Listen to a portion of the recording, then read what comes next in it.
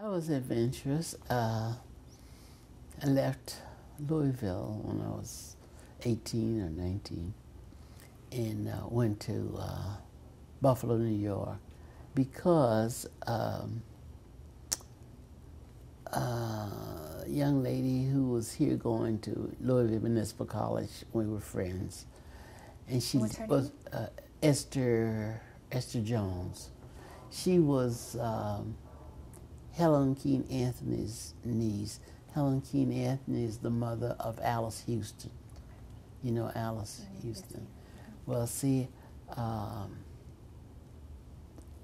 and after the session was over, she invited me to go to Buffalo with her, and I was ready to leave home. I was 18. I wanted to get away, so I went, and I was able to stay with her family, who had a funeral home in Buffalo, and they lived in the back of the funeral home, and she shared her room with me, and we were both able to get jobs at Curtiss-Wright.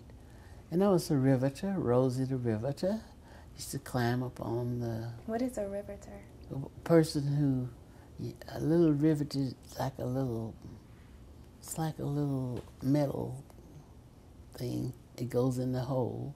Somebody's on the other side with a bucking board, and when you take the machine and hit that head, it makes that rivet stay in there.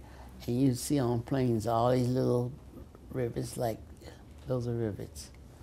And I did that for a couple of months. And they came to me and said, how would you like to be an expediter? I said, oh, what is that?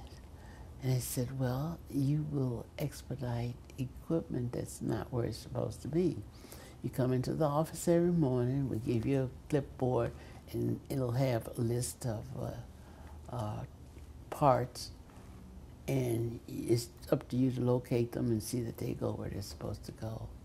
Well, now I can wear dress pants and stuff, not the work clothes. Mm-hmm.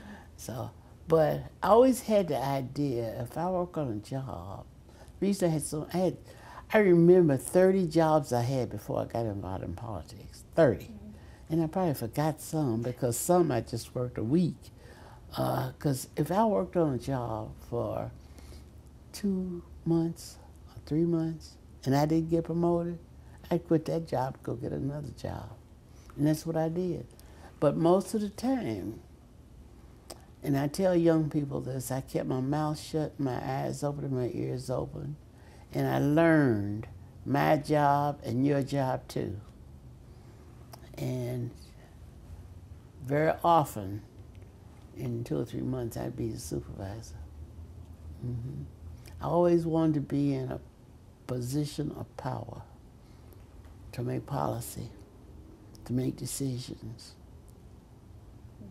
What were some of the other jobs that you had? Well, I started out learning to sew on a power machine right here in Louisville. They had what they call the National Youth Agency, NYA. It was a training for young girls to learn how to operate a power machine. And the boys, they taught them forestry. They would go learn forestry, young, teenagers. And so I learned how to operate a power machine. And they always promised you a job. They promised me a job, and I got a job in a sewing factory right here in Louisville. What sewing factory was that? Kane, K-A-N-E, manufacturing company. They made army pants for soldiers. And so that was my first major job, in Louisville. Mm-hmm. And then my next job was in Buffalo. Mm-hmm. And what made you leave Buffalo and come back? I didn't come back here. You didn't? Not immediately. Oh, no.